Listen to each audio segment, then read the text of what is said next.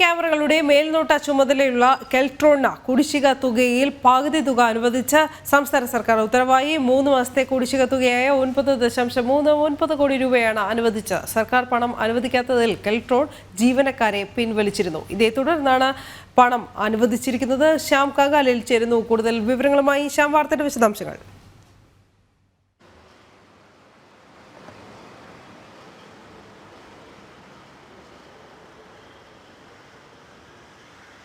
അനു, കെൽട്രോൺ നടപടി കടുപ്പിച്ചതിന് പിന്നാലെയാണ് സർക്കാർ ഒരു അനുനയ നീക്കമായിട്ട് ആദ്യ ഗഡു, അതായത് കുടിശ്ശിക തുക നൽകാനുള്ളതിൻ്റെ ആദ്യ ഗഡു കെൽട്രോണിനെ അനുവദിച്ചിട്ടുള്ളത്. സർക്കാർ കഴിഞ്ഞ 6 മാസം മുൻപ് സർക്കാർ സംസ്ഥാനത്തുടനീളമായി സ്ഥാപിച്ച ക്യാമറകളുടെ ചുമതല, മേൽനോട്ട ചുമതല കെൽട്രോണിനായിരുന്നു. എന്നാൽ കെൽട്രോണിന് കഴിഞ്ഞ 6 മാസമായി ഈ സർക്കാർ നൽകാനുള്ള പൈസ, പണം നൽകിയിരുന്നില്ല. അതുകൊണ്ട് തന്നെ കെൽട്രോണിൻ്റെ ഈ നടപടികളൊക്കെ തന്നെയും ഒപ്പം തന്നെ ഈ നോട്ടീസ് അയക്കുന്നതും ചെല്ലാൻ ജനറേറ്റ് ചെയ്യുന്നതും അടക്കമുള്ള ജോലികളൊക്കെ തന്നെ തടസ്സപ്പെടുന്നൊരു സാഹചര്യം ഉണ്ടായിരുന്നു. ഈ സാഹചര്യത്തിലാണ് ഈ നിലവിലെ സാഹചര്യത്തിൽ സർക്കാർ പണം നൽകാത്തൊരു സാഹചര്യം ഉണ്ടാകുന്ന ഒരു നിലപാടിൽ അതിനെതിരെ കെൽട്രോൺ ജീവനക്കാരെ കുറയ്ക്കുന്ന ഒരു സാഹചര്യം ഉണ്ടാകുന്നത്. നിലവിൽ ഏകദേശം 14,000 ചെല്ലാൻ മാത്രമാണ് ഒരു പ്രതിദിനം ജനറേറ്റ് ചെയ്യുന്നത്. മുൻപ് അത് 40,000 ചെല്ലാനുകൾ ക്രിയേറ്റ് ചെയ്തിരുന്ന സാഹചര്യത്തിലാണ് ഇപ്പോൾ അത് 14,000-ആയി കെൽട്രോൺ വെട്ടിച്ചുരുക്കിയത്. ഈ സാഹചര്യത്തിൽ കൂടിയാണ് ഇത് വലിയ രീതിയിലുള്ള സാമ്പത്തിക പ്രതിസന്ധി സർക്കാരിന് ഉണ്ടാക്കുമെന്നൊരു വിലയിരുത്തലിൽ സർക്കാർ അങ്ങനെ ഒരു നടപടിയിലേക്ക് കടന്നത്. എന്തായാലും നിലവിലെ സാഹചര്യത്തിൽ കെൽട്രോണിന് 6 മാസമായി കുടിശ്ശികയുണ്ടായിരുന്ന തുകയാണ് ഇപ്പോൾ ആദ്യ ഗഡു ആയിട്ട് 3 മാസത്തെ തുക 9.39 കോടി രൂപ സർക്കാർ ഇപ്പോൾ അനുവദിച്ചിട്ടുള്ളത്. നിലവിലെ സാഹചര്യത്തിൽ ബാക്കിയുള്ള 3 മാസത്തെ തുക അത് വരുന്ന 3 മാസത്തിനുള്ളിൽ തന്നെ ഗഡുക്കളായി സർക്കാർ നൽകാമെന്ന ഒരു ഉറപ്പിന്മേലാണ് ഇപ്പോൾ കെൽട്രോൺ വീണ്ടും പ്രവർത്തനം സജീവമാക്കുന്ന ഒരു സാഹചര്യമുള്ളത്. എന്തായാലും നിലവിൽ പ്രതിദിനം 14,000 നോട്ടീസുകളാണ് ഗതാഗത വകുപ്പിലെ നിയമലംഘനങ്ങളുമായി ബന്ധപ്പെട്ട 14,000 ചെല്ലാനുകളാണ് ഒരു ദിവസം ജനറേറ്റ് ചെയ്യുന്നത്.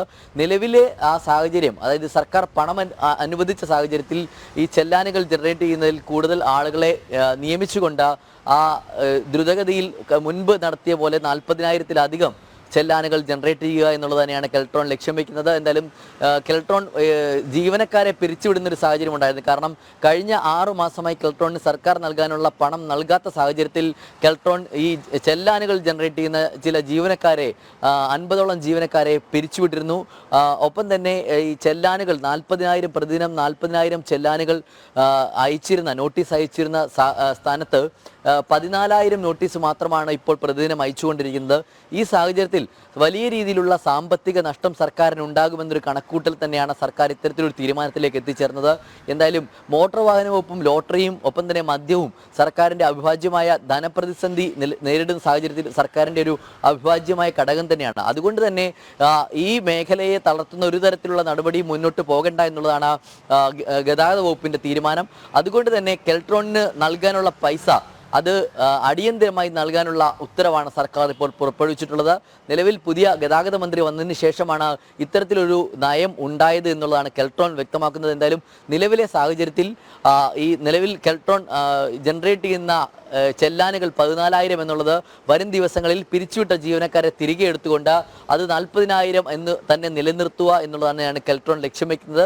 അതുവഴി സർക്കാരിനുണ്ടാകുന്ന ധനപ്രതിസന്ധി കുറയ്ക്കുക എന്നുള്ളതും സർക്കാർ ലക്ഷ്യം വയ്ക്കുന്നുണ്ട്. ഈ സാഹചര്യത്തിൽ എന്തായാലും നിലവിലെ സാഹചര്യത്തിൽ കെൽട്രോണിൻ്റെ ഒരു ഇടപെടൽ, അതായത് ജീവനക്കാരെ പിരിച്ചുവിട്ടുകൊണ്ടും സർക്കാരിൻ്റെ സാമ്പത്തിക വരുമാനത്തിനൊരു പ്രധാന സ്രോതസ്സായിട്ടുള്ള മോട്ടോർ വാഹന വകുപ്പിലെ ചെല്ലാൻ ജനറേറ്റ് ചെയ്യുന്നതിൽ കുറവ് വരുത്തിയ ഒരു സാഹചര്യത്തിലാണ് സർക്കാർ ഇത്തരത്തിൽ കുടിശ്ശിക തുകയിൽ നിന്ന് പകുതി തുക 3 ഗഡുക്കളായി നൽകേണ്ട തുക അതിൻ്റെ 9.39 കോടി രൂപ അനുവദിക്കുന്ന സാഹചര്യം ഉണ്ടായത്. ശരി, ശ്യാം കാങ്കാലിലാണ് വിവരങ്ങൾ നൽകിയത്.